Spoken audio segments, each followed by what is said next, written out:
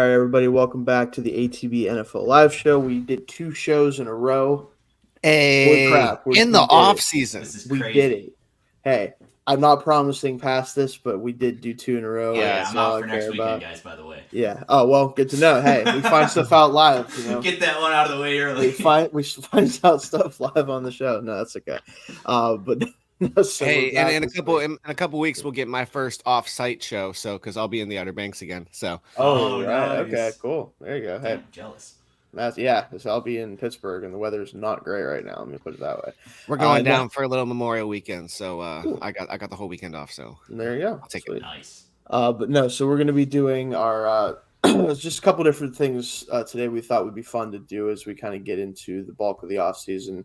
Rookie mini camps are starting up, mini camps in general. So we're going to start seeing these guys play. But we're going to start with first round quarterback team expectations. So not just the quarterbacks themselves, but the team expectations, because obviously some of these guys in particular, one we definitely know isn't playing this year, barring something insane. Barring a happening. miracle. Right. And another one who, at least in my opinion, we'll see probably shouldn't play.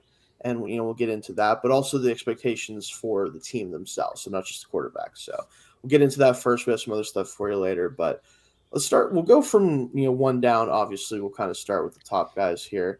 And the one I want to start with, obviously, in that case, then is Caleb Williams and the Bears, right? So if we're talking about them at this point, we kind of know the narratives around this team at this point in terms of what they've tried to do. They add Rome Odunze in the draft as well at pick 9. He falls to them, luckily for them. They've kind of gone with this approach, it feels like, of we want to give Caleb the most that we can give him in his rookie season to kind of kick this off, because their quarterback history is obviously so bad. It's horrendously bad. And they know that, I think. I think the fan base obviously knows that.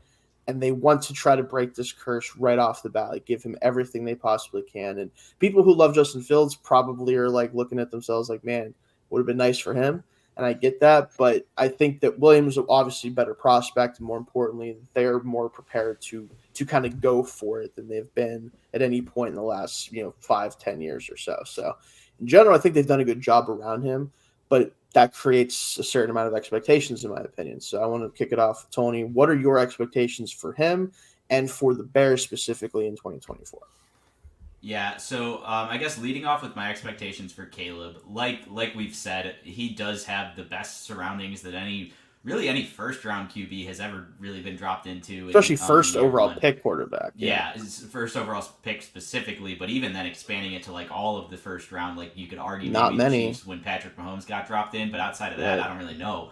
I think he is going to hit the ground running immediately. I don't think there's going to be any questions about him being the prince who was promised. The last generational quarterback prospect we had was Trevor Lawrence, and we all know what happened year one. Got Urban Meyered. There was enough bad for people to start dunking on wow, this was your generational QB prospect. Don't think we get any of that. I could not be higher on what I expect out of Caleb in year one. I think the surroundings that have been placed around him, he's going to be able to really lean into his ability to just hit the short game when it's there. I don't think he's going to be passing up opportunities because the defense could potentially be top 5, so he doesn't have to chase 42 points like he did when Alex Grinch was calling the shots on the other side of the ball. So yeah. The Bears, like you said, the Bears have never had a good QB, right? They're never had a 4,000-yard passer, never had a 30-touchdown passer. One of those is probably going to fall this year, and it might be both of them. I think that Caleb is very rightfully the odds-on favorite for Offensive Rookie of the Year. I think that this is definitely getting ahead of things, but he's good enough to start being in the MVP conversation within the next year or two. I could not be higher on this guy in his early career projections. The Bears overall, not to get ahead of our next segment talking about worst to first teams, but they did finish dead last in their division at 7-10. Right. I think that this is a playoff team in the NFC. How that happens, whether it's a division win or a wild card, I think that they are already firmly a playoff contender, and the defense is going to be really, really good. One of the best back sevens in the league. Montez Sweat wreaking havoc, and then the offense, like I just said, I think it's going to be great. So very, very high on Caleb Williams and the Bears' outlook for this year and beyond. Hard to argue with that. Anything you want to add here? What are your expectations for both Williams and for the Bears? Well, I think it's like Tony said, like this is the best situation for any of the quarterbacks to be dropped in this season. I guess maybe you could say the Vikings aren't awful, but like there's also some missing pieces there that it's just like not ready for like as hit the ground running as Chicago.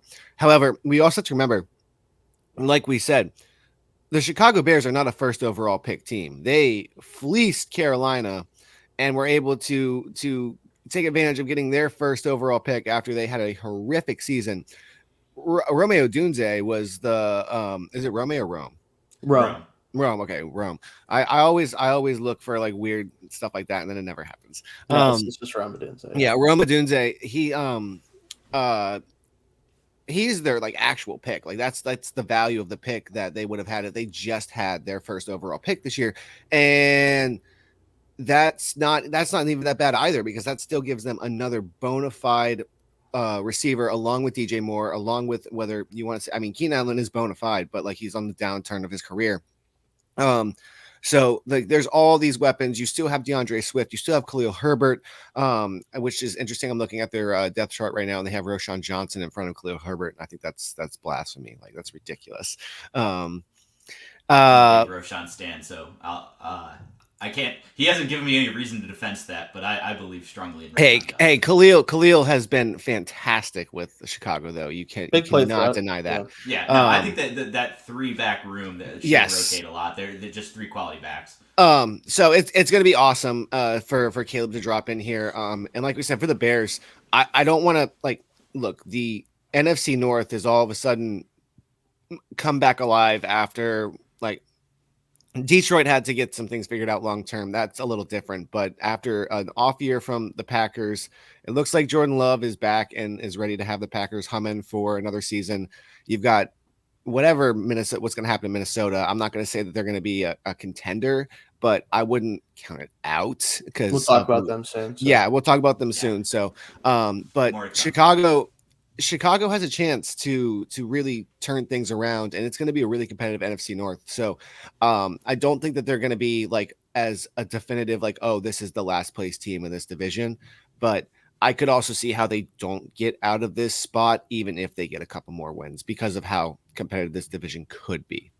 Very true. Yeah. 7-10 last year was good enough for worst. That is in its own right isn't a bad record. Like it's all 4 teams could have a winning record. Yeah, and we haven't seen it yet, but there is technically a way for all 4 teams from one division to make the playoffs, depending on how like it all falls with 3 wild card teams. So you can't count that. I mean, you could have all 4 teams with a winning record in the playoffs, and I mean, and some team is still going to be 4th. It's not that they're a bad team. It's just like, man, this division is good. Yeah, if you're in the North division of any of the NFL divisions, the North is tough sled. The North, the North is definitely the strong area of the NFL right now. I'll just say that. Not trying to toot my own horn a little bit, if but it's it is what it is, right? No, but as far as my expectation goes, and I think mine kind of line up with what I think is actually like what should be the expectations, and it's kind of what you said, Tony, where Williams should be the rookie of the year. If he isn't the rookie of the year, I'd be shocked, mostly because, he's quarterback, first of all. He's the most talented of the guys who were drafted this year, at least in my opinion, obviously. And he has the best situation outside of maybe Minnesota, just from a receiving standpoint, because of how great Jefferson is. But their collection of talent, I think, is, at least comparable, if nothing else, if not slightly worse than what the Bears have in total. So to me, everything is lining up for that to be the case. So as far as expectations go, you have to expect that, honestly, as much as that's difficult to expect. He is also the first overall pick, right? So I don't think it's really asking as much as, for someone else to do that. And as far as the Bears go, they should be expected to be in playoff contention, if not in the playoffs, because the defense really came on the back half of last year. They keep Eberflus in there, even though I think that's probably not going to last long term, personally. I do think that it is a situation where you keep him in there, allow him to continue to build up this defense. If it does go well, if the defense does continue to progress, and Waldron is really good on offense for them and stays there for a while, that marriage could last on a while. But even more importantly for the season, as long as that defense is top 15-ish or so, it doesn't even have to be a top 10 unit, I think, especially now that you have an offensive unit that should be able to put up, 25-ish points a game, you hope, somewhere in that range. You can contend for the playoffs in the NFC. The NFC is still definitely the weaker conference, and even in the NFC North, that is going to be stronger. The Packers still have their question marks a little bit to me. I think that Love will have a better season, but that's not a guarantee. The Lions obviously have everything kind of going for them right now, but their history isn't great. You never know if something might fall apart there. Like, there's avenues to get into the playoffs from that division, even as good as it is. And I think the Bears are kind of the team that's coming up in that direction. So that should be the expectations. We'll kind of see how they play early in the season. I think that's going to matter a lot in terms of how things go and what direction they go in from there. But that should be the expectations of mine as well. So I think we're kind of all in agreement of, obviously expect Caleb to win Rookie of the Year. He should be. And for the Bears to make a serious playoff push. I think the only competitor will be if the chemistry between Kyler Murray and Marvin Harrison Jr. is just off. It's just so Puka, Tony Puka last year. That's my exact thing. I think the competition is the players we're about to start talking about. Because last year, C.J. Stroud had a really good season. And Puka Nacua was an All-Pro as a rookie and set all the rookie records. And the quarterback won. Yeah. He plays quarterback. I know. So, I'm just saying if he's able to because look, I get with Puka, but we're talking about generational prospects. Statistically though, Puka literally broke. I know, but I'm saying, but Marvin Harrison Jr. as far as wide receivers is one of these generational oh my god, for sure. So we're talking about a quarterback coming in and doing that. Who's to say that he couldn't pop off massive numbers of an actual first team All Pro. I know you guys said Puka, but the first wide receiver, if he does that, then I'm I mean, then you start getting in that conversation. Yeah, it's really hard to ask unless he gets 2,000 yards, he's not even in the conversation to me. It's legitimately that hard. He'd be on my ballot, but I would never get close to betting him. He's the second. It's just hard. He's tied for second best odds right now. Give me a two-way market on that. I'm going to bet the no on that hard. Yeah, it's just the evidence just is too hard to look at. You know what I mean? It's just we've seen guys that had clearly better seasons within their position than the quarterbacks, and the quarterbacks get the award because they're quarterbacks. And unfortunately, quarterback awards are pretty much any award they can win, right? Of course, this is the same exact argument I made when my friends were like, "Oh yeah, Jamar Chase for Offensive Rookie of the Year his season." I was like, "No, the quarterbacks." And then Jamar Chase won it. So the precedent is it has happened before. I just looking at how they voted last year, I'd pick against it. And admittedly, Stroud did have, even though overall statistically it wasn't anything historic, it was historic for rookies to play that well, for that, the efficiency and everything else. I guarantee you 3 touchdowns. I think there was a Houston effect too of oh wow, they've been sorry for a while. That doesn't boom. That definitely being matters, the savior kind of unexpectedly. You're 100% right. I think that's totally fair. Yeah. But let's move on to the second pick in the draft and second team we'll talk about with the Washington Commanders. Jaden Daniels obviously was the pick. That says Jaden Williams. Oh, does it say? Oh, what am I doing? It does say Jaden Williams. Yeah. What am I doing? Anyway. Combine the names of the two most likely to win Offensive Rookie of the Year. There you go. Hey, if you could just combine those two together, you'd never lose a game, probably, right? You just keep everything top half Caleb, bottom half Jaden, you would never lose a game. No, anyway, with that pick, and I remember whenever I did the draft stream with the ATB Scouting podcast, I expected this, and I will say, I just generally disagree with the process of the Commanders with this. The profile for Jaden just it's not really worked out much in the league with his profile, unfortunately. Now, he could break that mold, obviously, and I hope he does. I have nothing against him. I think he's super fun to watch, and he was my third quarterback. But ultimately, what it comes down to is that for this pick to work out, not only does he have to play well early, but he has to maintain a level of play that a quarterback with his skill set and with his profile just hasn't really been able to, right? He has to be a trend breaker.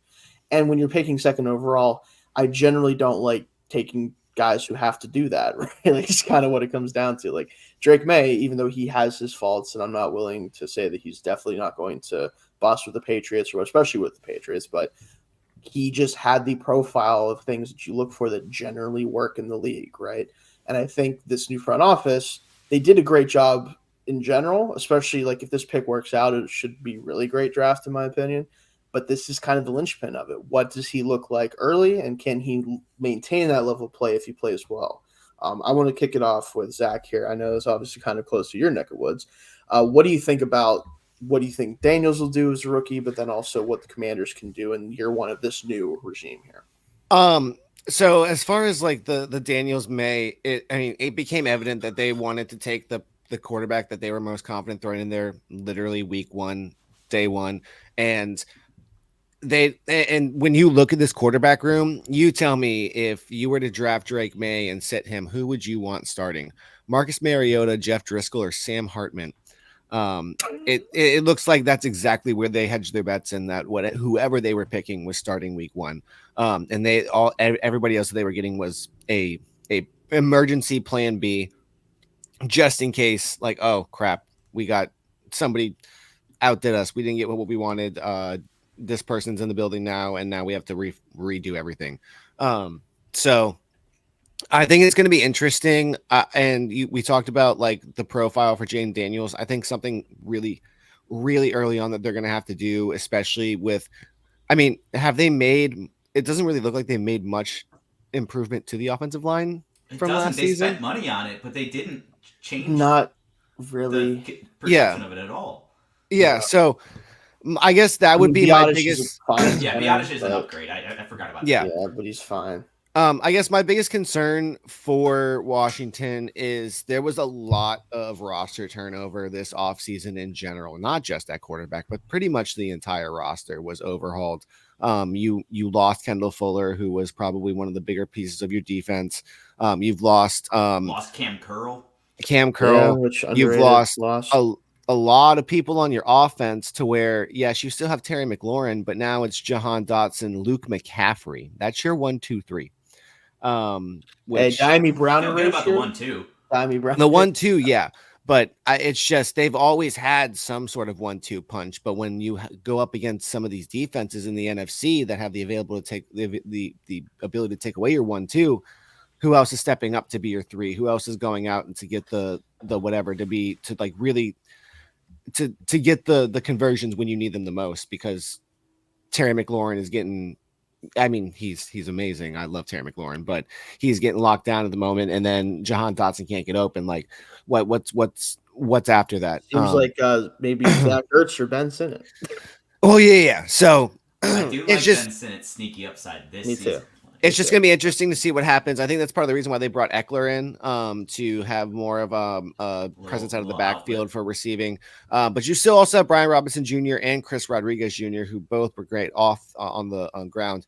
I think the biggest thing for Washington and Jaden Daniels is somebody's going to have to look at him and say, hey, we know you can rush, but don't get hurt.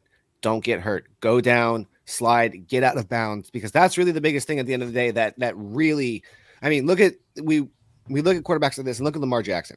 I feel like it's one of the things that he has done so well over the course of his career is get down, get out of bounds, know what you can get, and get what you can get. He has the incredible athleticism to get so much more than that.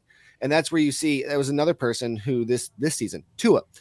Before this season, Tua was going and fighting for every single yard, barreling through people, putting himself in the position for an injury. No, you can't be doing that. You have to you take what you can get and go to the next play. You have to survive, especially at the quarterback position when you are absolutely needed the very next play. Like, yeah, you're the third string wide receiver and you want to make an extra juke to try to get an extra couple yards. That's one thing. But if you're the main guy taking the snap every single down, you have to make sure that you can stand up and be back there to call the next play and take the next snap. So I think that's going to be the most important thing for the Commanders going into this season, is making sure that Jaden Daniels understands that, and that the coaching staff around him puts him and sets him up in a position to where he doesn't feel like he has to abandon what is the game plan and improvise and go and start rushing around like crazy and then end up in a position. Now, thankfully, they don't have Mike Shanahan there, so I don't think if he gets hurt, he'll end up back in the game. So that's fair. So yeah. Yeah, I mean, I really don't have any arguments for a lot of that. But I do want to kick it over to Tony. What are your expectations for Daniels and for this team in 2024? Yeah, I think Zach summarized it really well. They turned over the roster a lot, new coaching staff, everything. So that comes with a range of outcomes, right? Like there is upside that I've been very critical of them all off season. I was critical of the Jaden pick over May, but when we're talking year one, like Zach said, I think Jaden is kind of the guy that you'd expect to be able to drop in day one, and he does have that RG3 rookie season ability in him. Like the pass catchers are like Terry McLaurin, Jahan Dotson, I believe strongly in is a really good one too.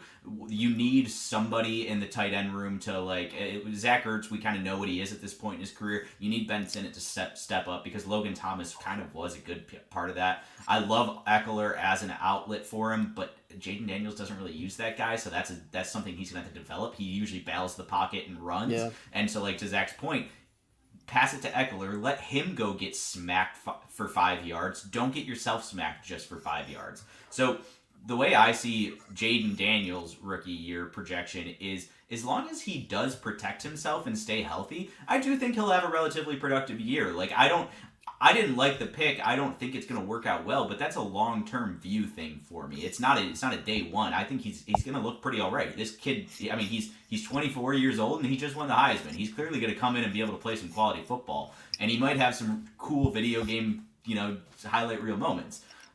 The injury thing is real and a real downside that he is going to have to adjust how he goes about his play style to avoid that, because that's the real concern. So I think as long as he stays clean, he's going to have a good year. Now, I don't think that's going to translate into a good year for Washington. I think their defense is going to be awful. I think that they are going to... Jaden's going to have to feel like he's got a lot on his shoulders. I think part of the reason he's going to put up video game numbers is because he's going to have to. Kind of like Caleb last year. So, yeah, I think the Commanders themselves probably a bad team.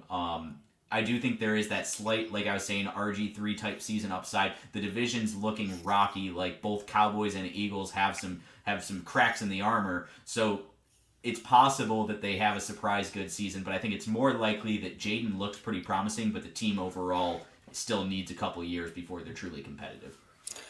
Yeah, I think that's kind of the direction I'm going with this, and I'll say my expectations for Daniels first is I think he should compete for Rookie of the Year. Like they should. I had in my notes he should be second in line. Right, he should be competitive in that race, not only because he should be starting from day one, but because I think he's going to have to do a lot on offense himself to make this team viable at times offensively. As much as I like the duo with the receivers, outside of that, like I'm just of the opinion that Austin Eckler is pretty washed at this point. Like I just don't think he's a good football player anymore. Straight up, I think Brian Robinson Jr. is a really good running back, but not one that you want, getting a ton of carries and a ton of touches because he's not super efficient. He's more of that grinded out type, which, you need that in an offense. But if Eckler goes down or anything like that, like they don't really have somebody to replace that skill set right now. Yeah, Chris Rodriguez Jr. Yeah. More of a little bowling ball, right? Yeah, it's more of that type. And then at the end of the day, like for the team itself, I don't think they can cover anybody. Straight up, I look at that secondary and I'm like, I like Sanders still. I hope he can come in the nickel right away and do good stuff for them. They're really Chin, hoping that their draft picks are going to blossom. They have to. Forbes needs to be worthy of the 16th overall pick or whatever it was. Yeah, and it's just right now he's not even projected as a starter. I'm sure he will be. But at some point, it's Michael Davis and Benjamin St-Juste right now at the two cornerback spots is what they're projecting. That obviously will probably change over the course of the year. Jeremy Chin is a box player, sure. Couldn't really cover anybody. Dan Quinn loves his little undersized safeties, undersized linebackers. I mean, Chin is about as good as you're going to get from a prototype of that, in my opinion, just like from a skill set. But you don't know. It's just, again, like, I don't know the pass rush from anywhere except the interior. It's like I don't Which know. will be fun. Like, it'll be fun to watch a interior team will be built great. entirely from the interior Yes, defensive it'll be line. great. But like You just Deron Payne and Johnny Newton side by side going at it. Jonathan Allen, Get Johnny Allen like, out on the field too. Might as well. Like, it's not like your edge room is going to help. So it's just it'll be cool. Yeah.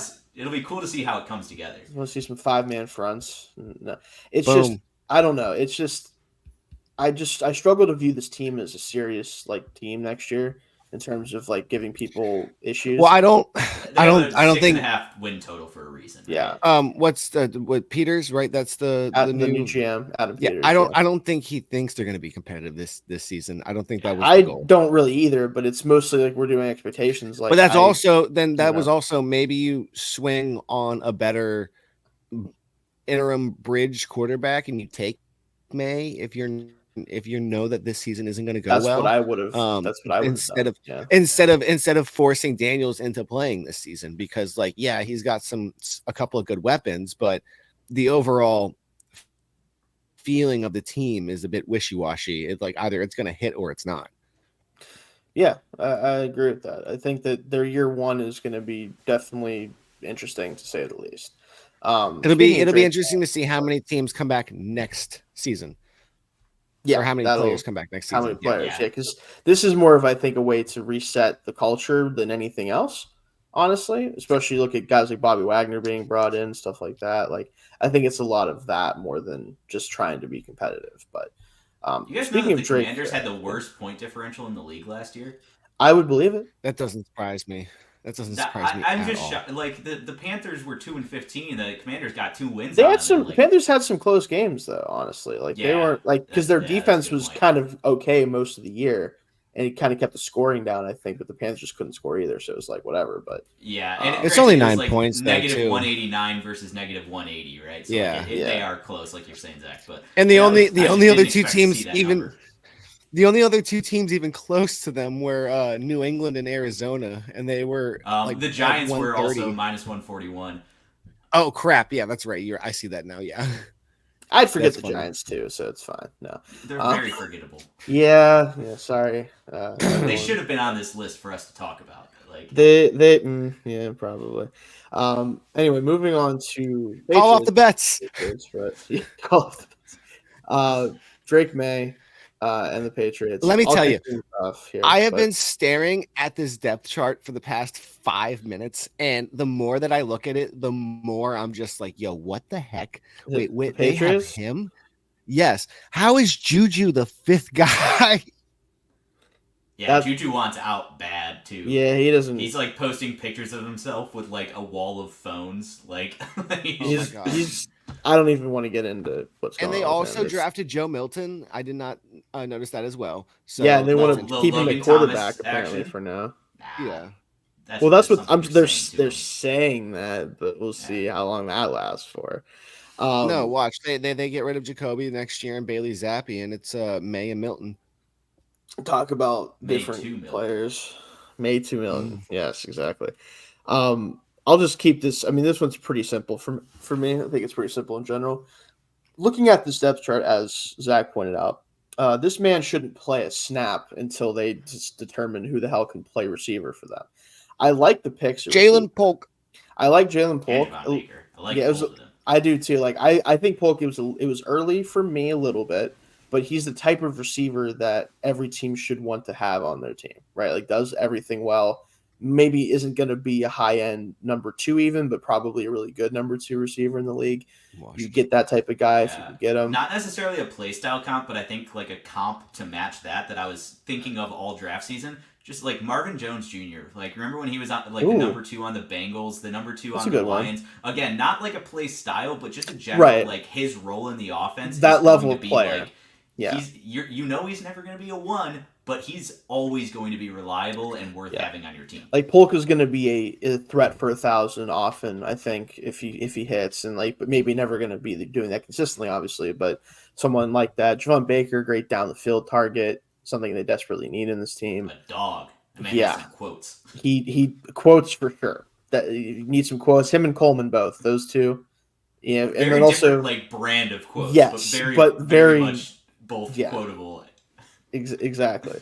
And then So like I like that. I like that they invested there. Obviously, right? They had to, but until they determine just again like who can play, if their offense is even workable, like I just don't think he should see the field. He doesn't have to. They brought in Jacoby Brissett. I think he can hold down the fort, go out there and take the hits. Is a Penn, like you guys know I do Penn State stuff. Caden Wallace going in the top 70 picks absolutely threw me for a That's loop. weird. And Weird. I'm not even saying that he's going to be a bad player, but it's just weird that he went that early to me, and they're going to move him to left tackle apparently. So you're telling me maybe Bill Belichick wasn't responsible for all the crazy He's draft picks? responsible for Well, some hey, of it. I'll say For that. some of them, but not all of them. Yeah, no, I think Caden Wallace at 70 or whatever it is better than, like N'Keal Harry in the first round or Sonny Michel in the first round. That's fair. What was it? Cole Strange in the first round? Cole Strange in the first Cole round. Strange is talented. Which, I enough mean, to he's be at least a first-round viable pick. player. The other Yes, guys, yeah. maybe not so much. But Wallace, I think, is gonna be fine. I just would have liked him as like a swing tackle type, and it looks like they want to make him the left tackle, which he played right at Penn State. Interesting to say the least. I don't know. I think maybe he should probably be an interior player at some point too. They That's currently besides the have point. him listed on right on ESPN right now. I have him at left on our lads, so I don't know. Okay. They probably have him at right tackle on ESPN because he played right tackle, and they're like, well, They have you know? Vidarian Lowe and Tyrone Wheatley Jr. at left tackle. Those are certainly names. They are players in the NFL. Yes. No, but in general, this Arguably. team just isn't good, right? Like they're just not good offensively, at least at the current moment in time. I think things could change. Like if halfway through the season the offense is clicking and the receivers are playing really well, but Brissett like isn't necessarily like the only reason they're playing well or something like that. Yeah, I mean you could throw May in there, get him some experience, or especially like last few games of the year if they are healthy and the line's not getting caved in every 2 seconds, you can play him a little bit. But I really just I hope that they don't play him at all. Kind of just would feel better about it if they just like take a seat and watch what's going on. This is one of those he needs a season picks. Yeah, like even if he didn't need a season, the Patriots need him to need a season because they cannot put him behind this line in this team right now until they at least know what's going on. Right? They have to figure out what's going on first. So that's my expectation for him, and then for the team, they're probably going to be good on defense because they are. Yeah. That's just what it is. I don't know if the offense is going to do much of anything, barring, like I said, Brissett playing out of his mind and or the receivers clicking, which is possible. I'm not going to say that the rookies aren't going to come in and play well immediately. We've seen that plenty of times, but just asking a lot because Kendrick Bourne, they gave him a solid contract to stick around, which I thought was smart because he at least is an actual receiver in the NFL that can play. Demario Douglas is a fun slot gadget type, so he's probably going to have a bigger role this year, hopefully.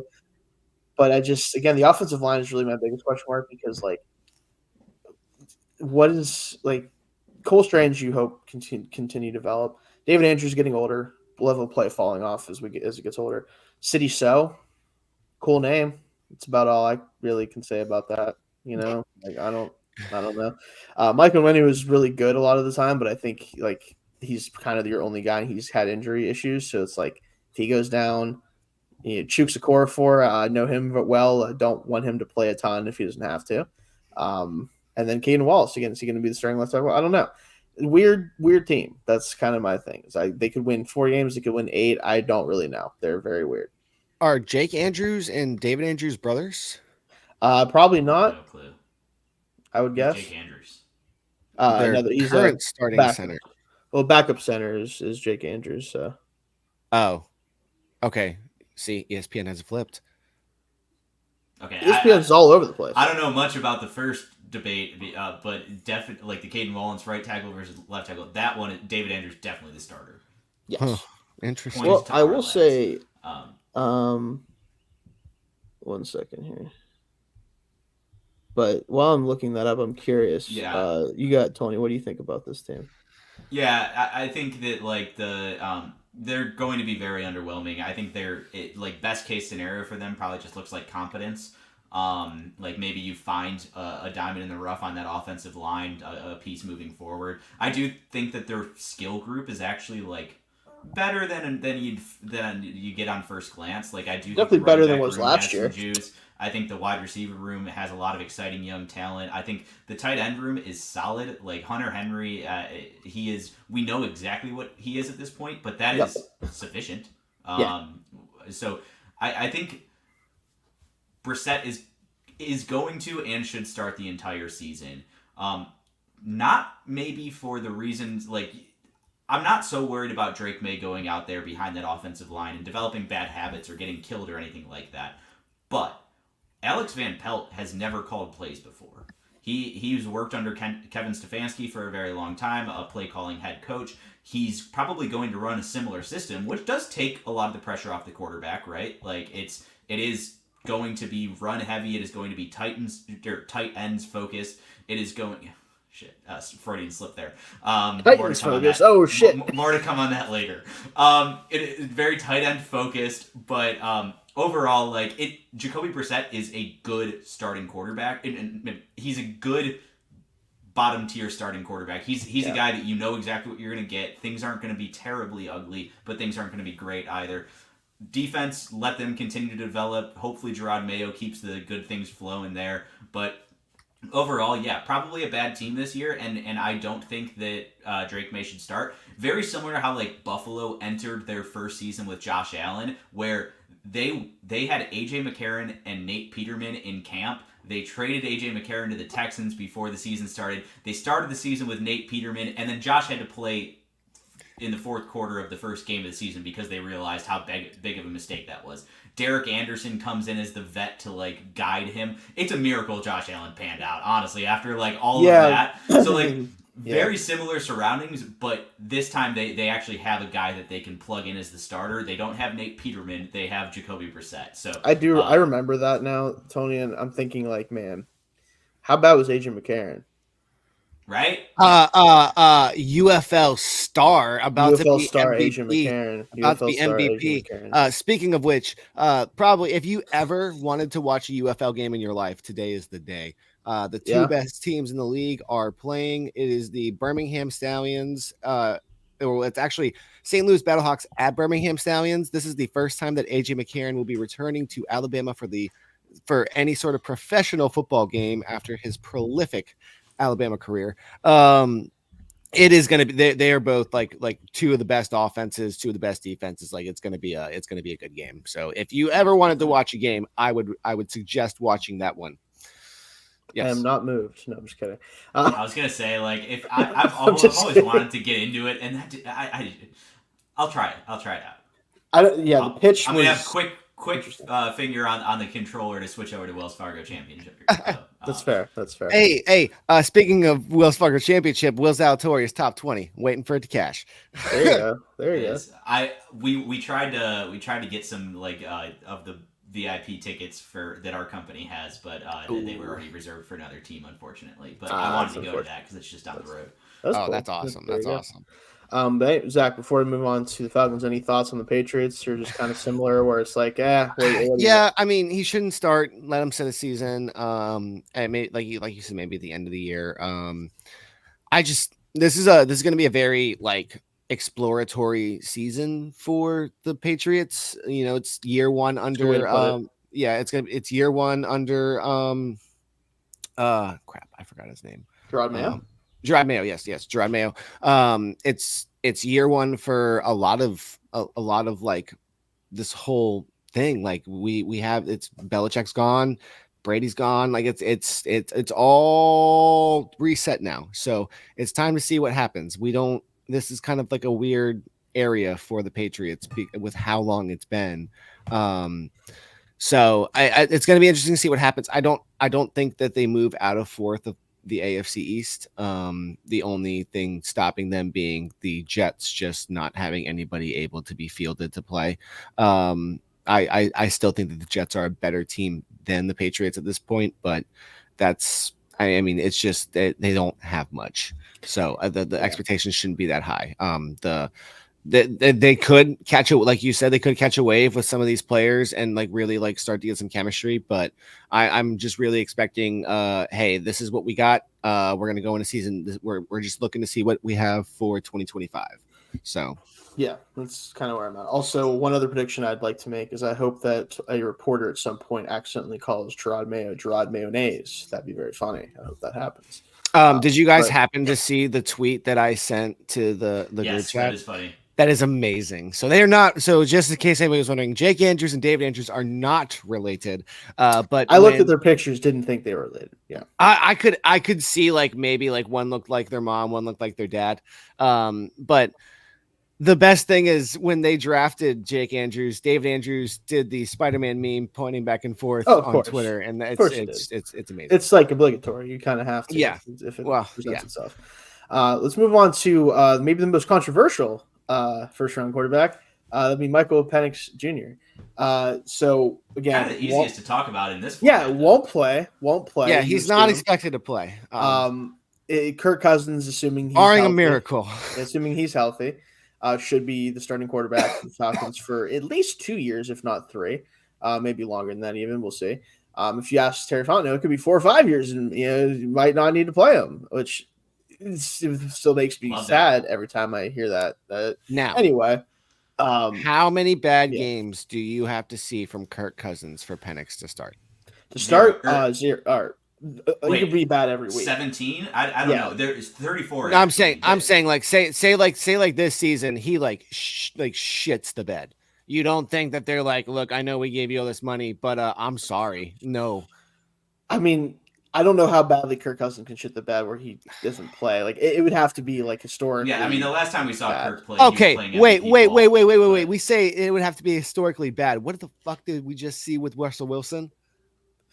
Very different situation. I know, but I'm just saying if the only way that this is like it doesn't happen is because of money. I don't think that that's out of the question now. Like if he has a truly awful, like if it's worse than last year, fine. If it's worse than last year, you're telling me that they're like, okay, man, we're going to give you another shot. If they have Penix in the fold, no way. I think Kirk is guaranteed all the way through week 10 of next season. I mean, I think so too, personally, just because not just $100 million guaranteed. Arthur Blank ain't gonna let it fly. Like, he already put that money in escrow. I guess I'm just saying. He wouldn't be the first person to make that mistake, so it's easier to be the second person to make that mistake. It's not like you have to be the one to get the ridicule for being like, "Oh, you gave it all the money up front first." Like somebody's already done it, so you could get away with the fact. Yeah, but remember that was unlike 2.5 years into the Russell Wilson experiment that like they finally were like, "All right, fuck it, we're done." This wasn't his first year. It was also Peyton saying that after they brought Payton in because they so this is already the front office that brought in Kirk. They have more time to Kirk.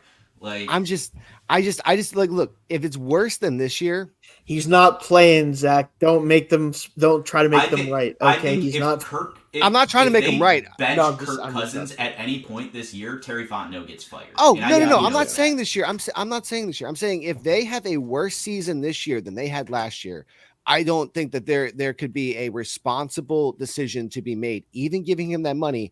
Because look, here's the difference. Denver didn't have what they thought Michael Penix was in the building, correct? They didn't have that quarterback. That's fair. But... So next year, I'm saying next season, if it's truly that bad, even though you gave him all that money, it would be irresponsible to throw Kirk Cousins out there again if you think that Michael Penix Jr. is going to be the quarterback of your future. Let him start next season. Why not? He had the one season to sit, learn everything. There's no risk there. There's no risk for the team. I do think jobs are on the line if that happens. Yeah, I think Terry Fontenot knows that he's fired if Kirk doesn't start for 2 seasons. Yeah, and so like whether or not the team decides to like maybe Raheem Morris starts talking to Blank behind Terry Fontenot's back and is like, listen, this dude's better. Penix should be starting. He's better. I know that Fontenot doesn't want him to unless they start to really get toxic behind the scenes. I don't think it's possible because Fontenot knows what's on the line. Like it's a tough situation. This is why going the into pick last doesn't week's make discussion, sense. This is why this pick was such a bad decision. Because of all of the headaches that it creates with this stuff. Yeah, and I will say, fans, if Kirk is bad this year, fans will be calling for Penix, but the team can't afford to do it. This is why, at the end of the day, I want to know who wanted Cousins because it seems like there's a disconnect between front office and ownership. That's what I think is happening. So something that I heard on I forget which podcast it was this week, but that like started to make sense to me is coaches don't get involved until after the combine, right? Like, coaches don't start really watching film until that's all over. So I think that at the time, they didn't have conviction that Michael Penix was going to be this guy, like their guy. And so they were just like, we have to get a real quarterback in the building. Terry Fontenot and Arthur Blank were probably full bore on the idea. And honestly, Raheem Morris too. But then Raheem Morris starts watching tape. Zach Robinson starts watching. They get more involved in the process, and they fall in love with Michael Penix. And they're like, listen, this is about to get really ugly, but like we can't pass on this guy. And I think like the coaches being introduced to the process is probably what the catalyst was for this happening. I just heard it this week, and it's the first time it's made sense to me in any light. Yeah. Again, I think a different team, you could have excused this pick, or not even different team. No Kirk Cousins. This pick could have been viable. The problem with the Falcons draft for me was the second pick with Ruka. They didn't do that's when that's when I was like, okay, what the hell is going on here? Because it didn't make any sense. So like, and again, because look, say what you want about Kirk Cousins, but at the end of the day, what does he actually won a team anything? He hasn't. Dude, and that's not right. But they haven't gotten. But he hasn't gotten the ring. But it's proven time and time again that he. You know how many quarterbacks have gotten the ring? Like Josh Allen hasn't gotten the ring. Joe Burrow hasn't gotten the ring. Lamar Jackson hasn't gotten the ring. Getting the ring at least isn't what it's all about. Like he made it to the playoffs. Yeah, they had a shitty loss in the playoffs. He made it to the playoffs, and then he was playing MVP level football before he tore his Achilles. Like, what Kirk Cousins brings you is a top 8 quarterback. That's what he brings you. Whether or not that's enough to win at the end of the day when you're playing up against the Chiefs and stuff, who knows? But getting a top 8 quarterback is the right thing to do whenever you have the chance to do it. I have a very different opinion on Kirk Cousins. So I just don't I don't feel like he is the guy that you glue your franchise to. He is the Matt Stafford level quarterback that is always worth swinging on.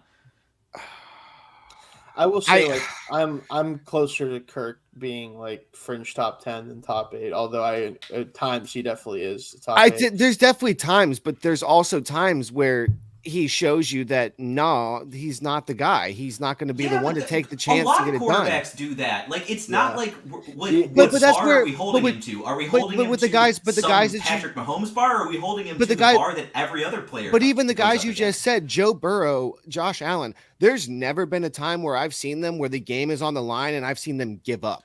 There's always been a chance. Last year, Joe Burrow was a hindrance to his team. I know the man was injured, but he played terrible football. Josh Allen, I have seen him lose us football games. Josh will just do stuff sometimes. Well, no. Every quarterback does this shit. But it's. I'm saying it's the pass in front of the sticks. It's the like, oh, I'm just gonna throw it out of bounds. Like at least like Burrow and Allen are gonna do something to give their guys a chance to keep the game going or at least score it. I beg you, go back and watch the Minnesota Vikings game against the Bills a couple years back where Kirk just decided, you know what, it's 4th and 18. My best shot is to launch it into triple coverage to Justin Jefferson because he has a chance. I'm not going to throw it out of bounds. I'm going to do that. And sure enough, they convert and they go win that game. But is that because he's Kirk Cousins or because it's Justin Jefferson? Like you were just saying throwing short the sticks and running out of bounds. He does but there's so many examples of him doing that too. There's so many examples of him just giving up on it and just being like, "Oh no, there's nothing we can do. It's done."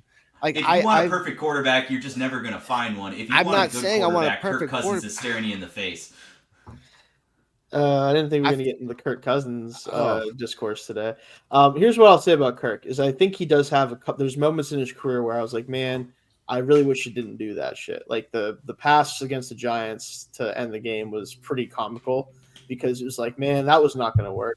But more importantly, like with Kirk, I think the thing is, and I've had discussions with friends of mine, like one in particular, who when Kirk went to the Vikings, just like, oh, they're going to be Super Bowl team and all this other stuff. I'm like, I don't think they're set up to have him succeed in that level because he's one of those quarterbacks because he's not a playmaker, right? He is a pocket quarterback and one of the best in the league at doing that.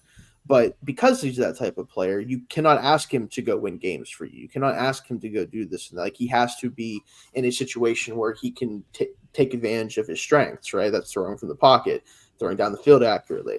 And whenever he can do that, he produces at an MVP-ish level at times, right? I think the problem is that type of quarterback in the gotta have it situations isn't always going to be able to get it done simply because they don't have that skill set, right? And that's a fair criticism of him, but it's just not like you're criticizing someone for like it's the whole like fish climbing a tree thing. Like Kirk isn't going to run Oh around. my gosh. Like, I went shit to my down sister's skill all the time. graduation yesterday and they used that Did as that was the exact like reference that or the exact story they used. That's really funny. But no, like that's my problem with Kirk is like I think for what Kirk is, he's about as good as you can ask for the type of player that he is. But that player does have more limitations than a Burrow and Allen and Lamar. Like that's just what it comes down to. And like if you're comparing him to them, you're going to be disappointed every time. But at the same time, like he's going to give you a level of play that's really hard to get just by drafting somebody and hoping for them to be that level of player. And at the end of the day, guess what? Penix is going to be a similar player in the league if he works out. Like he's not this like despite his speed or whatever, he's not this run around and make plays quarterback. He just isn't. Nor should he be given his injury history, which is fair. If Penix ever reaches Kirk Cousins' level of play, that's a huge pick. That is great for him. Yeah, exactly. Especially with his skill set, right? Like he is that. Fire down the field guy. Like here's the thing: is again, it was the Falcons, but had he not had all the injuries, Penix checks a lot of the boxes for being a top 10 quarterback in he might have among NFL scouts. So like that tier though of the Jared Goffs, of the Matt Staffords, of the Kirk Cousins, of the CJ Strouds of the world, even like it's just a different type of player, and so. I think Penix is firmly low in that tier of player. Yeah, at the end of the day. I will say, bottom line, though, for him is he won't play, probably. I think the Falcons will contend for the NFC South. I do think that they should be the leader for the NFC South, even despite their draft, even despite not taking somebody high at 8. It's just now their ceiling is a little more capped than I would have liked it to be, right? If you take a Johnny Newton in the second round instead of Rukaroro, if you take, Dallas Turner or Leatu Latu or whoever at 8, whoever you want to take at 8, this has more potential. Yeah. Also, yeah, 2 chances for premier defensive tackles, but whatever. It's just it's disappointing to look at now, right? Like look at the depth chart. And I'm like, this is a good football team. They're probably going to win 9 or 10 games. They're probably going to win their division. But I feel much less confident about their chances to win a playoff game or 2 with this roster than I would have had they added the premier talent defensively. And it's just unfortunate because we won't know how good or bad this pick truly is for 3 or 4 years probably, right?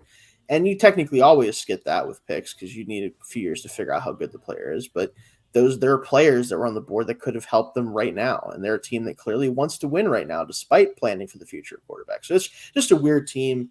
I don't know if you guys have any other thoughts you want to throw out there with them, but it's just they're a weird situation a little bit. Yeah, I feel pretty strongly that they're the rightful front runners of their division. Right. I think that the outlook this season is really strong. I do think like comparing, they're trying to rebuild the Lions model, right? Of like you have a quarterback in that tier, you give him a good play caller and good surroundings, and you can easily have a top 5 offense. And then your defense, you just need to go out there and close out a series when you need to close out a series. The difference between those two is the Lions at one point took Aiden Hutchinson second overall, and he's bloomed into, like, during the playoffs, he was a monster at generating pressure. He was so important to them down that stretch. And then you look at the Falcons, and they had a chance to add, a player who could develop into something like that, like a Latu, a Dallas Turner, a Jared Verse even, and then my personal favorite, Byron Murphy, wreaking havoc in the middle. Right.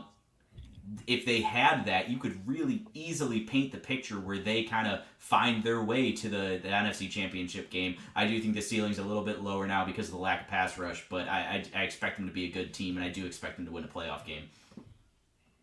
Anything you want to add there, Zach? Not really. I don't know. I feel weird enough Kirk Cousins slander for today.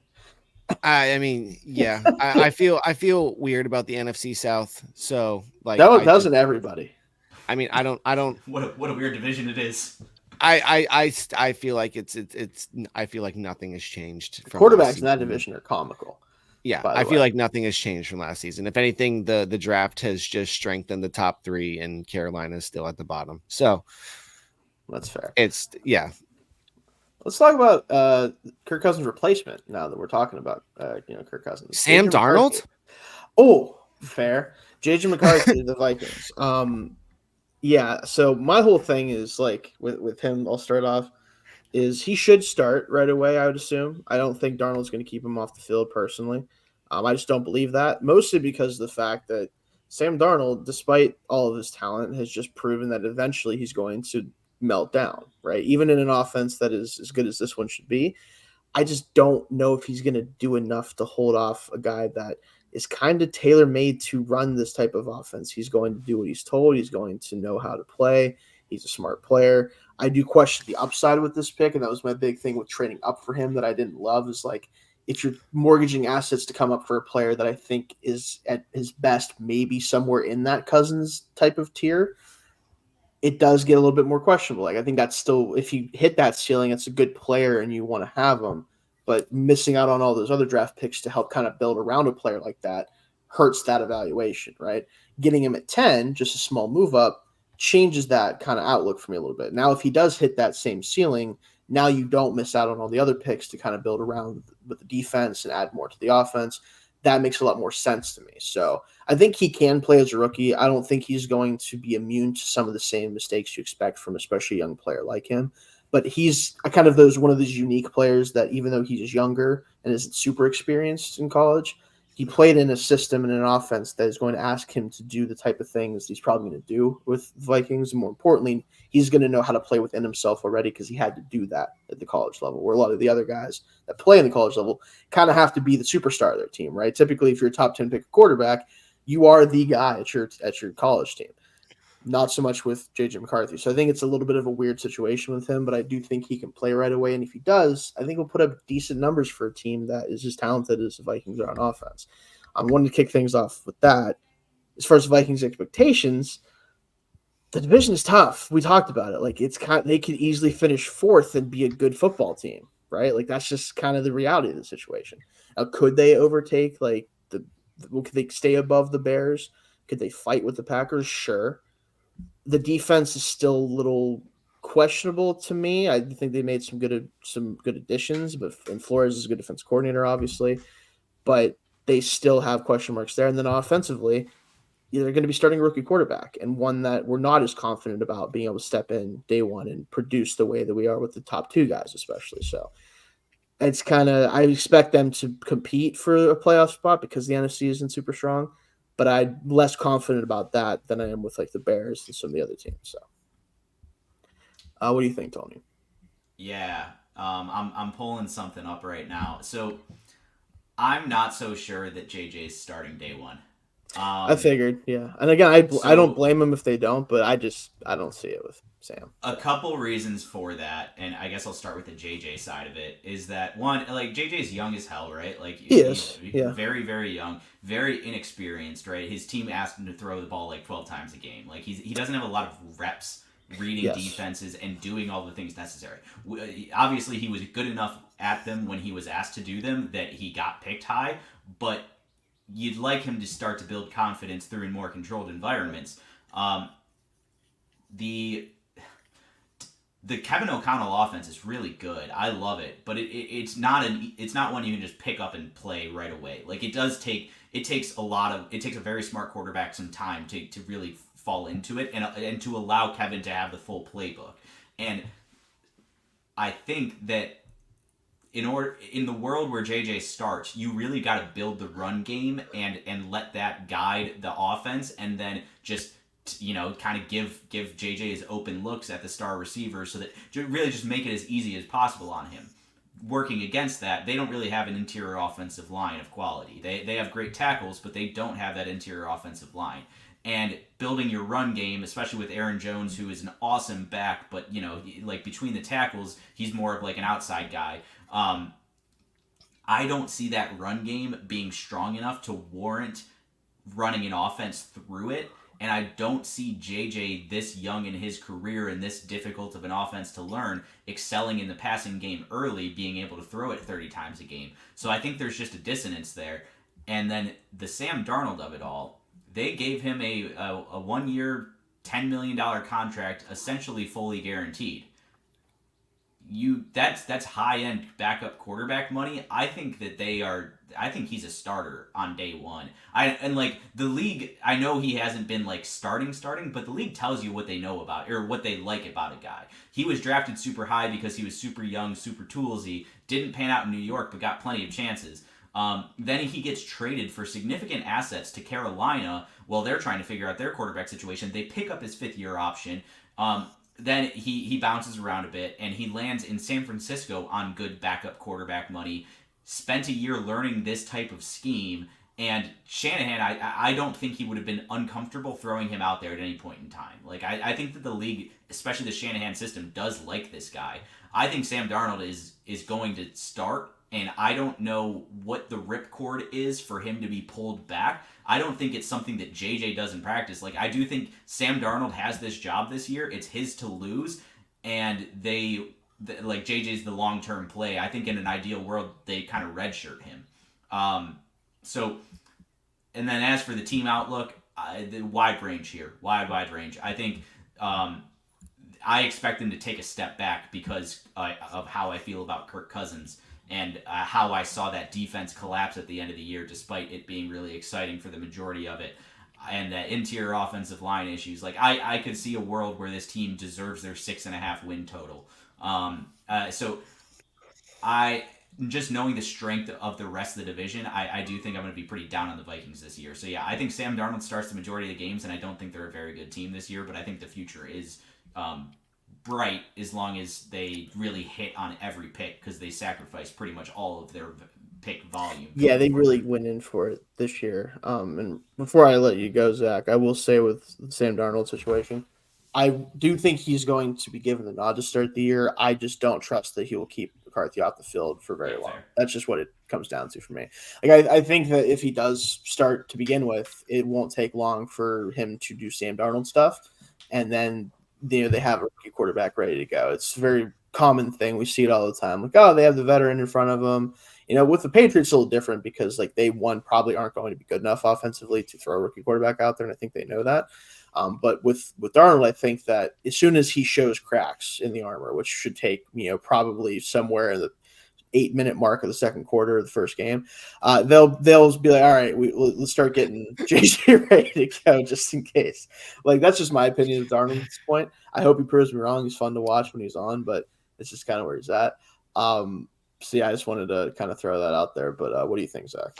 No, I was gonna say I agree a bit with your sentiment about Sam Darnold, Tony, because had he not been potentially starting day one for the Vikings, he almost definitely would have been starting day one for the Broncos, and Bo Nix wouldn't be starting. But granted, I have actually had a lot more to question Sean Payton's eyeing quarterbacks lately, as he's never really had to before. I saw a really, really great thing about the fact that he basically got handed Drew Brees and did not have to do anything there to really like scout anything. And then when you look at what they did to replace any sort of like quarterback situation that there was in the in New Orleans while he was there, it wasn't necessarily great outside of Drew Brees. So maybe Sam Darnold is awesome and he will be ready to start all games, and Sean Payton was correct, and the Vikings kind of took exactly what he wanted, because that would, if I were me, I wouldn't have said anything out loud, because that quote was out there before the Vikings signed him. So that would be awesome. Or he's not. Shane said, it's going to be a couple games and then JJ McCarthy's back out.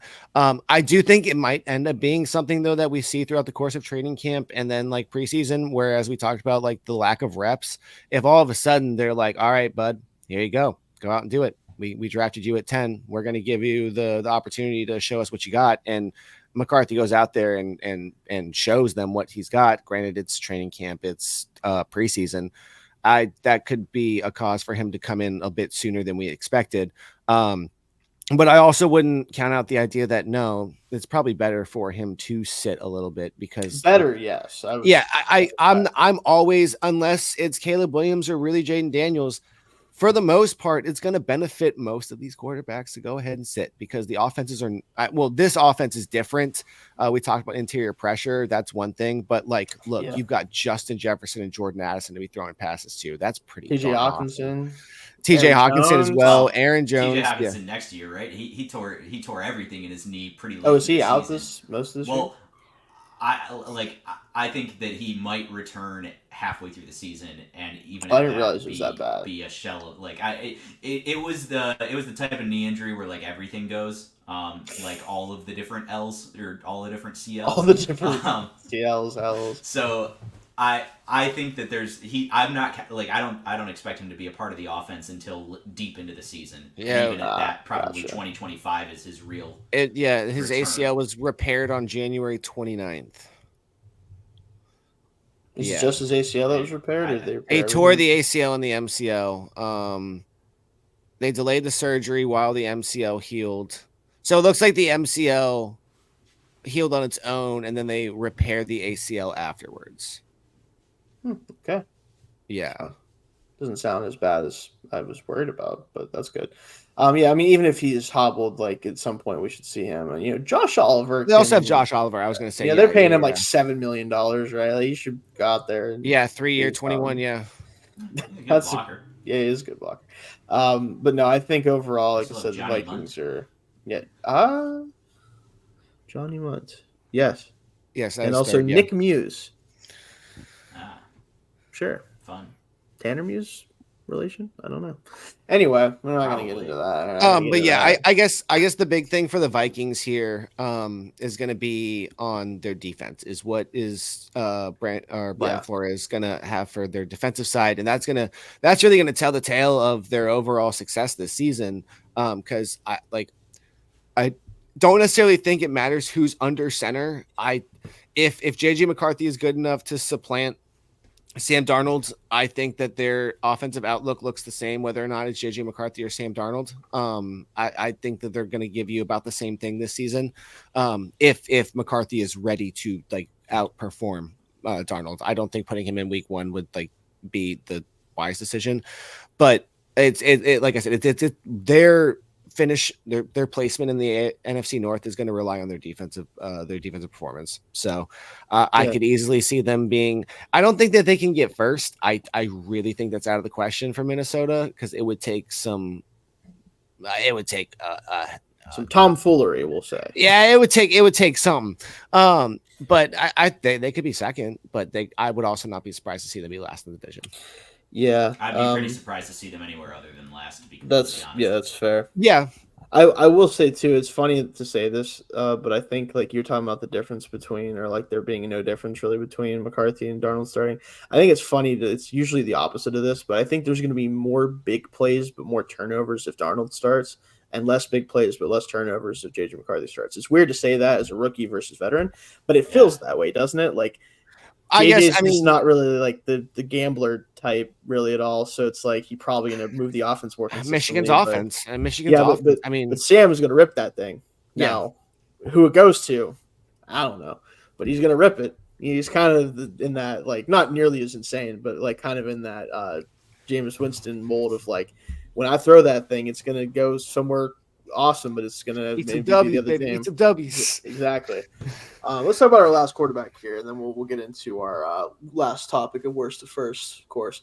Bo Nix, which this felt like it was going to happen, right? This just felt, especially I was really trying to believe it wouldn't, but it did feel. Yeah, it felt that way. It felt like it was going to happen, but that doesn't mean that it should have been the plan. Oh, no, I'm not saying it should have, but I will say I did have a late first, early second on Nix as a bottom somewhere between 25 and 18 type of starting quarterback because of the experience level. I do think he has some good traits.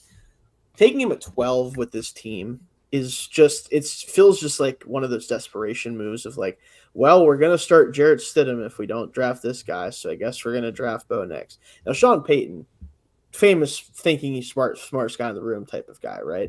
Probably is oh yeah, Bo Nix at 12. It's all coming together. You know what I'm saying? Like that's probably what Sean Payton thinks. However, I would argue that he's kind of the only one who thinks that probably. So what does that say about that? I do think Nix is going to play okay for them, even as a rookie. I think he'll do fine.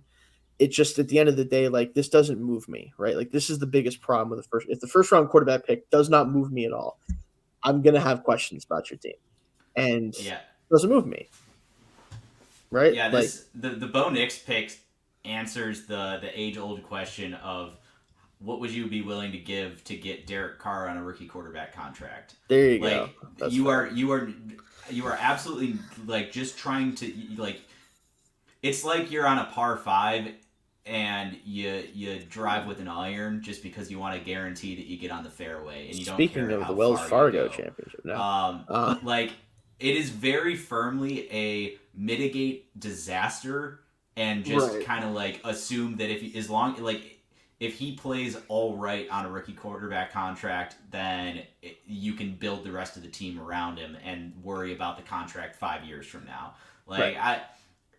Very low upside quarterback, like you said. And I do think like this team will be very average, and I think Bo Nix will be very average, and I don't think they're going to get killed for it, but I just don't think the upside exists. Yeah. The problem with this too, before I let you, I know Zach, you probably have some thoughts here, but we were talking about this whenever I was doing the draft stream with Dalton, and obviously Dalton Raiders fan, he was kind of totally fine with this, but I think the issue is they should have probably just said, you know what, let's just be bad next year. Let's just lean into it. Let's let things play out. Here's the problem. They're going to be. Right. But let's not even give it a shot that we're good.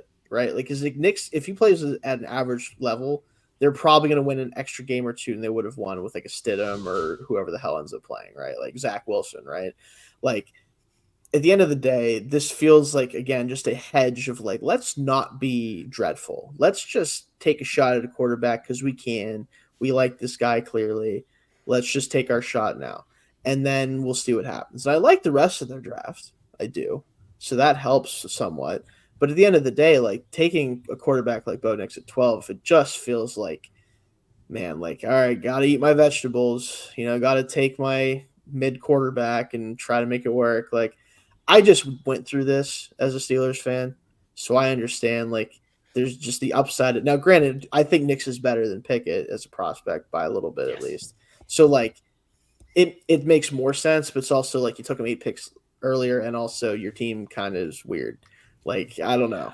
I think Sean Payton just wants to get back above 500 once before he retires for good. Like, so I think that pick, if you look at the Knicks pick in that sense, yeah, it makes sense. They were 8-9 last year. Would you rather have Jarrett Stidham or Bo Nix on your try to get above 500 season? And like he doesn't care about winning a Super Bowl. He doesn't care about winning the division. This man wants to retire again, and he just wants to see a positive record once before he does that. That's awesome. This man just wants to retire again is a great line. I mean, I get it. It's just funny to think about. Like, I got to get out of here. I mean, look. I personally, I don't think Bo Nix should be starting. And I'm not saying it should be Jarrett Stidham either. Again, there should have been an investment in somebody else to be brought in this freaking building. They traded for Zach Wilson. What are you talking about? Yeah, just let Zach go out there. Hey, you should be rooting for him as a fellow Zachary yourself. No. That's not how that works. You actually have to do something. No. It's not. We don't claim him. You actually have to do something to earn the praise. Hey, he slept with his friend's mom or something, right? Is that good enough? Is that good enough? No? All right. No. It's wild to me that this team won't. Well, this team will go to the bottom of the division if they were second last year. I didn't realize that they were second in the AFC West. Hey, listen, the AFC West had a rough year. The Raiders still exist, and their quarterback situation is somehow worse. Oh, hey, don't disrespect Jock Strapboy himself, Gardner Minshew. Hey, that'll be fun. That'll be fun. I can't wait for that. I love me some Gardner Minshew. Comment from the Dixon way. The Broncos will be in the top 5 next season's draft if they depend on Bo Nix throwing 6-yard outs the entire time. Listen, they should be, but they just had Russell Wilson doing it, and somehow they won a. Russell Wilson was out there. games. Yeah, he was legitimately out there, just like that defense turned it around. They're throwing checkdowns or moon balls. That's all he was doing. It should be fun to watch that. Yeah, thanks, guys. Look, I again, this is where I don't know what the Broncos are doing. Hey, thank you. I don't know what the Broncos would do. I wish that they would have some sort of long-term plan. Doesn't seem like there is a long-term plan. And that's where what Tony said makes it even funnier. It does just feel like Sean Payton's ready to get out of there. But we'll see. I mean, they have pieces on offense, so it's not like they're like that's kind of the problem, though, Zach, is they're not so terrible as a roster that they're just going to naturally just be terrible. So, like, by just not letting the quarterback situation be anything that makes any sense, it would be way more fun to watch them, like, teeter on the edge of every game and then just, like, I had to hold my tongue there really hard, Shane. What? I was going to say, man, that must be like being a Steelers fan the last 5 years. Okay, listen. Okay? No losing seasons. Fuck it. Yeah, but just good enough. No, just good. Hey, I'm not gonna act like my team's been good or anything. They haven't. They've sucked. Oh man, Listen. My coach isn't ready to run out the door yet. All right, so I got that. Hey, now there's Sean Payton. I'm talking about Broncos now. I know. No, that's well. Fair enough. All right. Damn. Didn't think I was going to catch a stray today, but that's fair. More than a stray. We are employing the same quarterback that they just tried to employ, so I can't really argue with that. But oh man, that was and I would have said that to my parents too because they're Steelers fans. So smart people, not really. That's probably not the best right now. I don't know. Hey, they've gotten to see a Super Bowl and playoff win. I haven't, so that's fair. Oh. Hey, there you go. You got someone helping. I hope so. Hey, Chase Claypool's on the other side. You're good. Don't worry about it. All right. Yeah. So the Broncos give up before the season starts. Yes. No, I'm just kidding. Anyway, let's move on from that. Let's talk about positive. Worst to first, right? We're going to talk about our potential worst to first picks. I have 2, and they're definitely not chalk at all. Promise you, they're definitely not like the ones. There were 2 really easy picks on the list. I ranked all 8, and there were 2 obvious ones. So I assume so. I need Tony to tell me his thing. I mean, there's a couple that I'm like, okay, but there's 2 that stood out as like, okay, this could definitely happen for sure. I can see one that's like a shoo-in for definitely could happen. I'm very interested to see who the other one is. Gotcha. Okay. But I do want to know, Tony, because you have one team in particular that you said you want to talk about that you are irresponsibly high on, apparently, or that at least you feel like you irresponsible is the word. So I'm curious how much I agree or disagree. What this is. I kind of do too, but first, I think that the best theatrical way to do this, content creators here, is we get the 2 low hanging fruit out of the way, and then I drop what I have now typed into my headline spot. Okay, awesome, perfect. So if you want to give the 2 that you said, and I'm hoping that these are the 2 that I'm thinking of, because the one that seems obvious is the Cincinnati Bengals. I mean, obviously, that was first on my list. Yes, and it's the AFC North. Look, every single team in the AFC North has a chance to be at the top. Exactly, apparently if not healthy, Zach. I'm not going to not pick him. Apparently not Zach. But whatever. Anyway, yeah.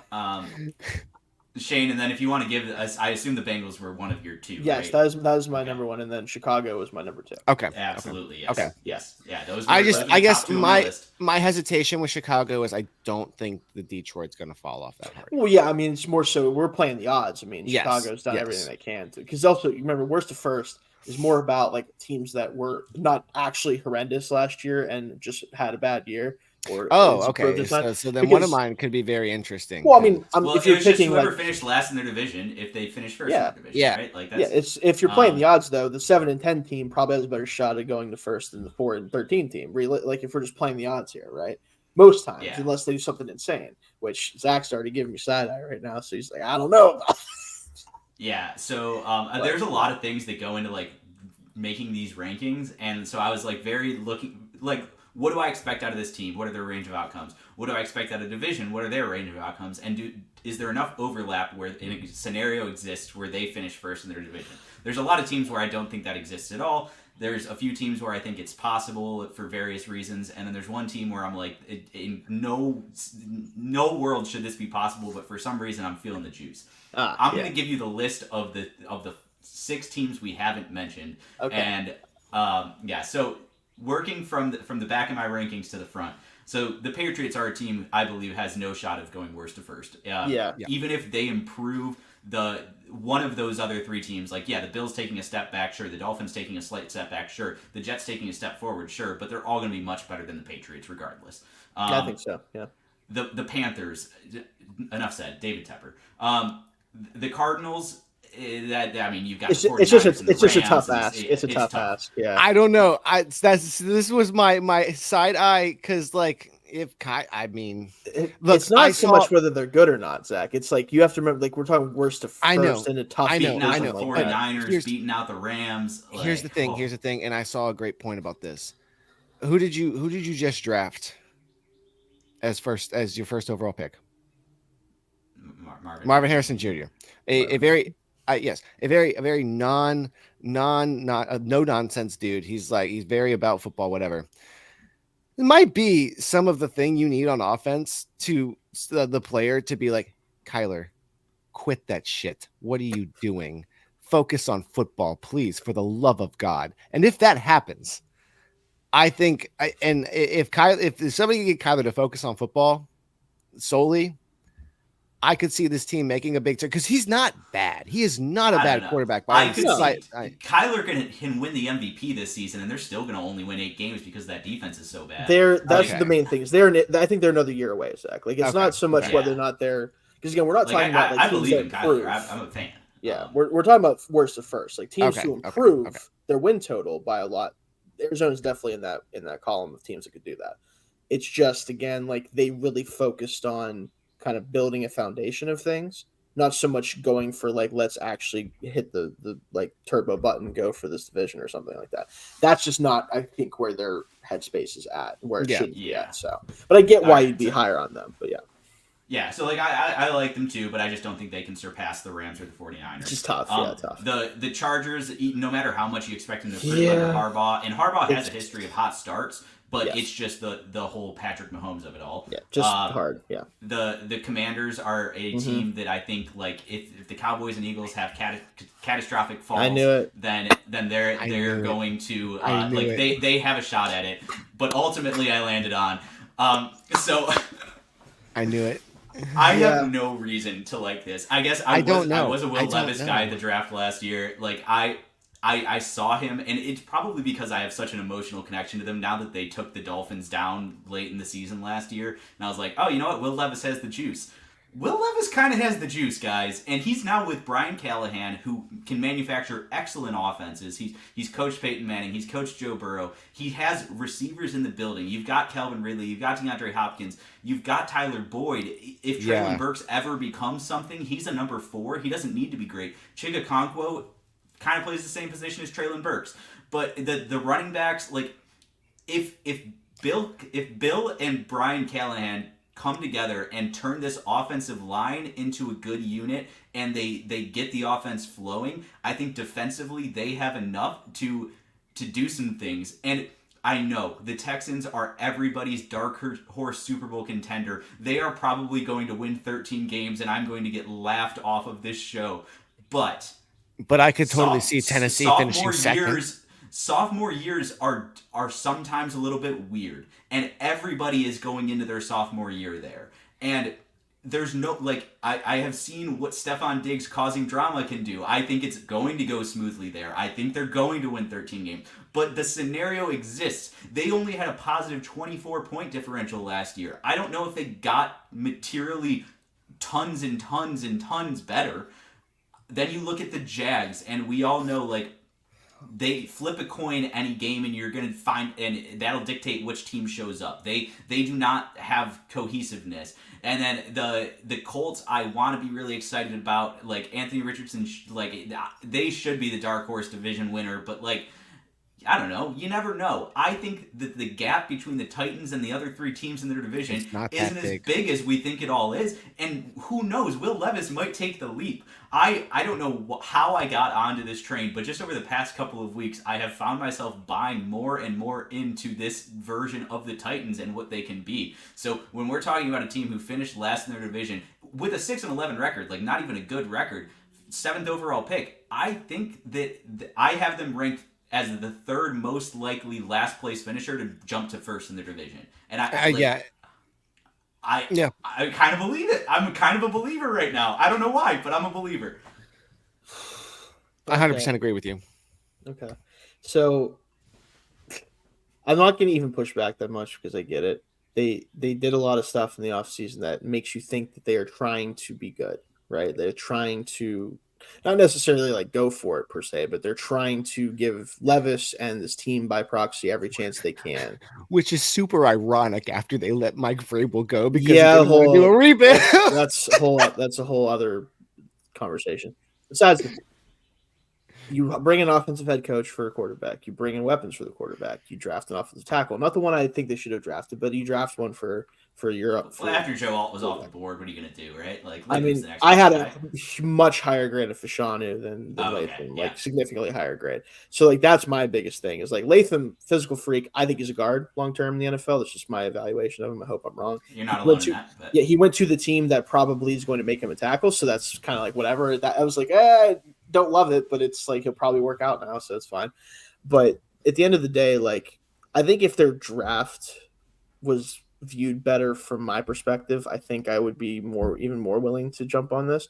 The sweat pick at 38 is just wild to me. Not necessarily because I don't think he'll be good, but like between the that was a stupid pick. I hated it so much. The arrest, like the fact he's probably going to play like 40% of the snaps, like he'll be a useful player for them.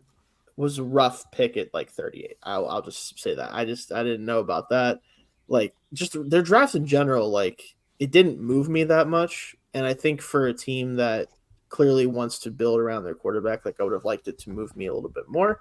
But at the end of the day, it is what it is. Like I think they're still going to be a good football team overall. How good is the question? And I think you made some good points. Like Levis, I don't know how to describe him because like he kind of just plays quarterback with like fuck you energy is kind of what I would describe it as. Like legitimately like I'm going to fire this shit in there. If it doesn't work, I'm going to go tackle the guy that just intercepted me and take the ball back, which was one of the funniest plays in the league last year. A B to B plus version of like early career Matt Stafford in that he just wants to fucking go long. Yeah, he throws heaters. Like he just throws heaters. He plays with a disregard for the safety of the ball, and like I don't know. That's the kind of quarterback I am drawn to. There's something very endearing about that, right? Like because especially in modern offense, right, where everything is so like space heavy and efficiency and you all this stuff. There's something about a guy who's just like, you can tell he's just like, I'm looking to throw heaters down the field. Like, I don't give a shit what's going on 10 yards in front of me, what's going on 25 plus. Like, there's something about that is fun to watch, I will say.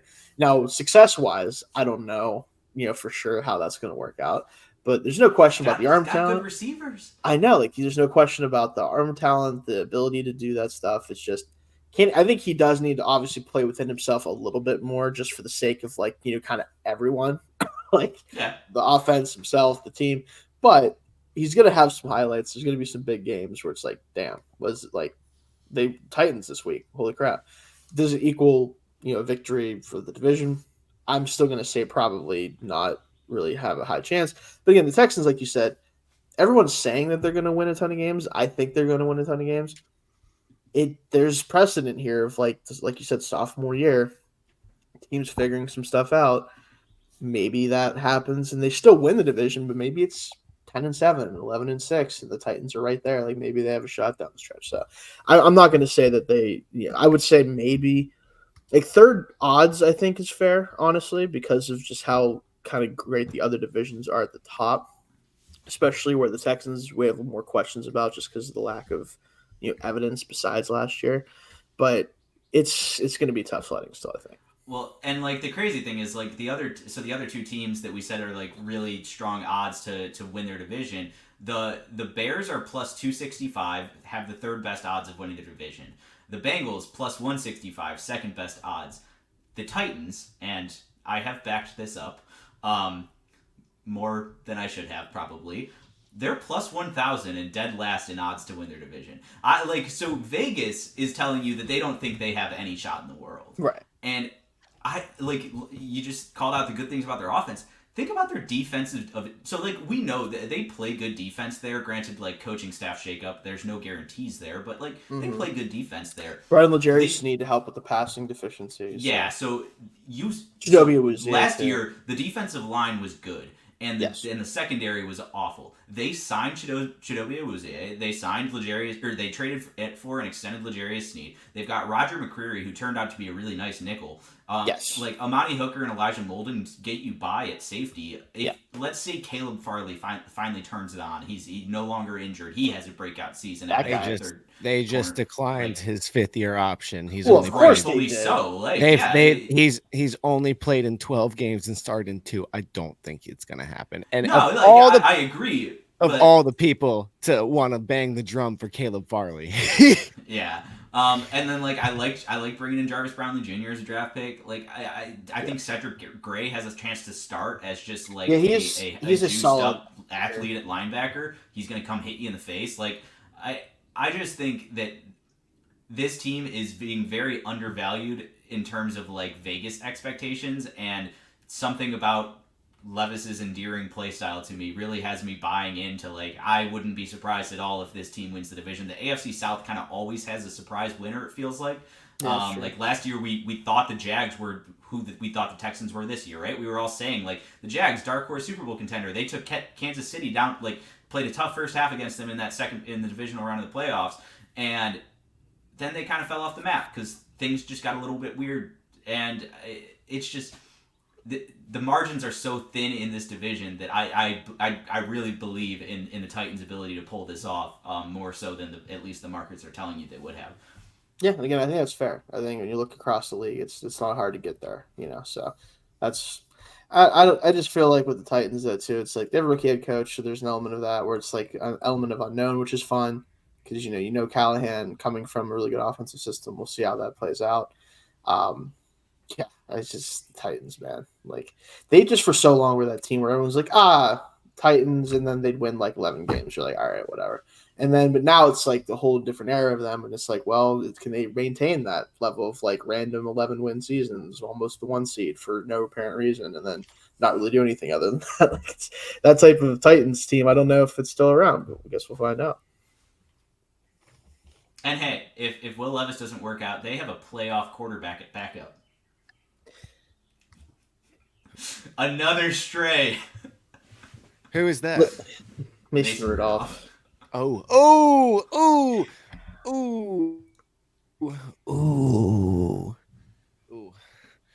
Listen, I'm happy for Mason. I'm glad he's sticking around the league. Good for him. Hey, you want to know what I've been seeing circulating the past couple weeks?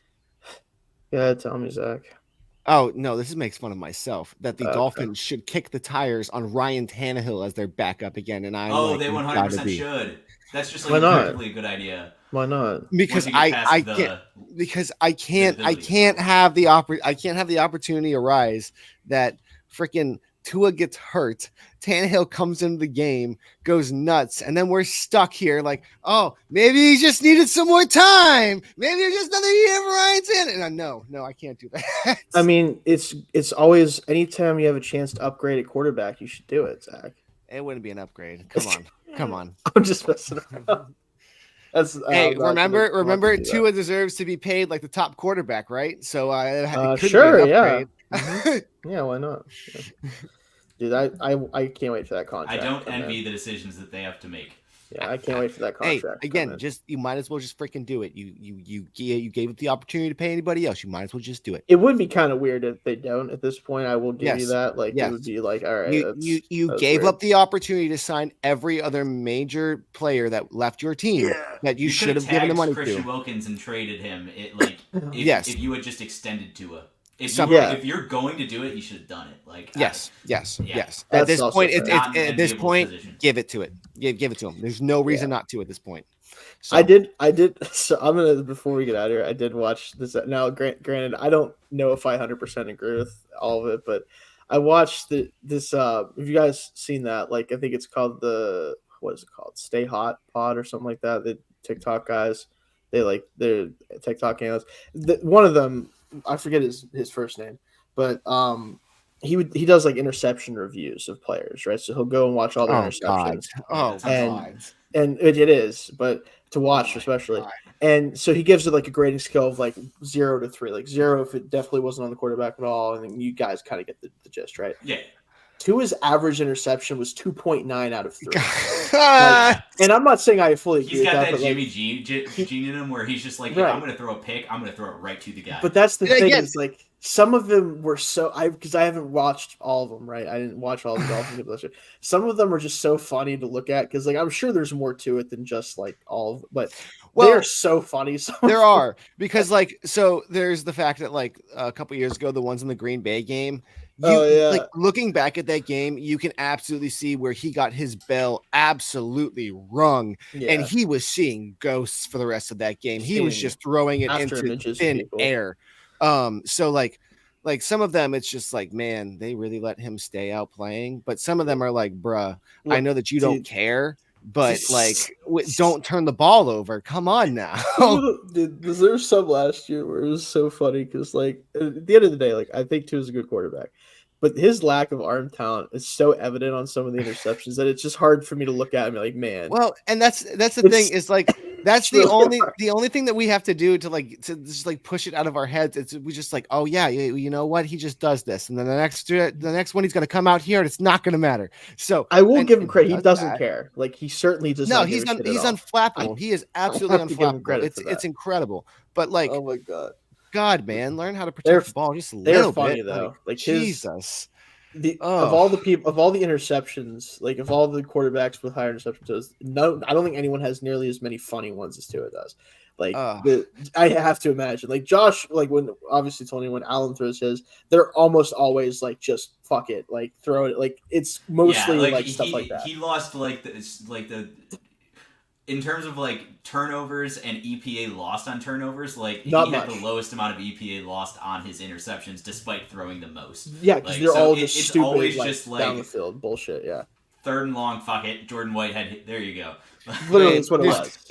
There's no point in us bringing the punter out. We might as well just throw it out. Pretty much, yeah. And it's like with Tua, it was just wild stuff. Like the Jets game, dude. The second Jets game. Well, I think when you throw with anticipation so often, you do run the risk of just being wrong. And when you're wrong and you're throwing with anticipation, it looks that funny. When you're wrong and throwing with anticipation to Chase Claypool, it's just not going to happen. My favorite. That's an added piece of it. My favorite ones are when he like. Bill's legend, Chase Claypool. When he do Bears legend, Chase Claypool. Steelers legend, Chase Claypool. When he Saskatchewan legend, Chase Claypool. When Tua line loads up the throw, like when you see, there's a couple where you see him see receiver down the field about 40 yards and he hasn't thrown the ball yet, and then he decides to do it. I'm like, Tua, stop! You can't. No, he's already 40. It's just that you needed that 3 seconds ago, man. That has to happen 3 seconds ago. Tyreek can just come back to it. Nice I know, easy. but like it's and draw a flag. When that doesn't happen. It's like what. Speaking of this nice little roast of each other, did you guys watch the roast of Tom Brady at all? No, I did not, but I've heard enough where I should go back and watch the hits. My girlfriend turned it on last night. We watched about almost 2 of the 3 hours. Man, there were some heavy punches from some people I was not expecting. Said some weird shit. Some really Gronk brought Gronk's was great. I felt like his was great. Now, granted, Kevin Hart made the point that white guys can joke about their privates and it doesn't really affect them, whereas that's not the same in Black culture. And he turned around to Willie McGinnis, who was on stage, and was like, I guarantee you anytime any of them came up with a joke like that to you, you're like, hey, cut that shit out right now. Which That's because fine. I saw it firsthand when I was in my last apartment with my last roommate. Like my best friend and I would make jokes about that all the time. He would leave. He'd be like, what do you got? Like, what? Like, that doesn't compute to me. It's just a completely different cultural aspect. That's fair. But no, it was very interesting. A lot of Nicole Schlesinger, is that her name? I think that's how you say your last name. She's a comedian. Okay. Yeah, she was fantastic. The one thing though that I thought was was interesting. When they introduced Jeff Ross, he came out, did his little thing. He initially made a joke about Bob Kraft. Yeah. I saw that. And Tom Brady literally went up to him and was like, hey, cut almost got Will Smith in the middle of no, it wasn't that he got Will Smith. No, it was because supposedly before all this went down, his only rule was that you could not make he was no joke lists. Like, he was the only one. He was the only one that had a no joke list. Was Robert Kraft. He was the only one. He was off limits. So I also heard one of the comedians like went on a show afterwards, and they were asked like, all right, can you tell us all the jokes that you didn't include in your set? And the one that she was like, I wish I could have said this there, was a Tom Brady plastic surgery joke. So they had tons of them. They had tons of them. Okay. Yeah, there were tons. I was going to say, like, just based off of hearing that, I was like, did he have that on his no joke No, list? if anything, it might have been just like a little bit too far, and they were like, all right, maybe pull back on that. But no, there were a ton of plastic surgery jokes. But from what I understand, the only person and only subject that was off limits was Robert Kraft, which is wild when you go back and watch it and look at how many jokes were put at Giselle, how many jokes were put at their marriage, and then you think about how old their kids are, and it's just like, man, y'all did them dirty. I mean, hey, when you're the $1 billion owner, you can make some calls, right? I know. No, not necessarily make the calls though, but like Brady being like, man, okay, yeah, this what like that, like some of this stuff wasn't off limits. Like the amount of jiu-jitsu jokes were insane. Like I was like, whoo, this is bad. Even my girl, also the amount of Aaron Hernandez jokes were absolutely. Did they go there a lot? That's crazy. Yes. Oh, no. Yes. They said that Kevin Hart was standing. I actually don't want to say the joke actually because it'll probably get us flagged. But after we go back, I will tell you guys the joke that they made about Kevin Hart. It was like I was just thinking like Jesus Christ. Like, I did hear. Oh my God. But and this is also a push for Netflix to get games, which they are pushing for Christmas Day. Yes, they are trying to get the Christmas Day game. Yeah, that's interesting. But no, that'll do it for us this week. We will be not back next week, as Tony let us know. So we'll be back when we can be. We'll see what happens. We'll see what happens there. We'll see what happens Memorial Day weekend. But if we do go, I will be filming from the nice sunny Grandy, North Carolina. So well, hey, good for you. But we'll figure that out. But we will be back at some point here in the near future. Talk more NFL offseason stuff. We'll get into more things there. But that'll do it for us this week. Thanks for joining us, guys. We'll see you next time. Peace.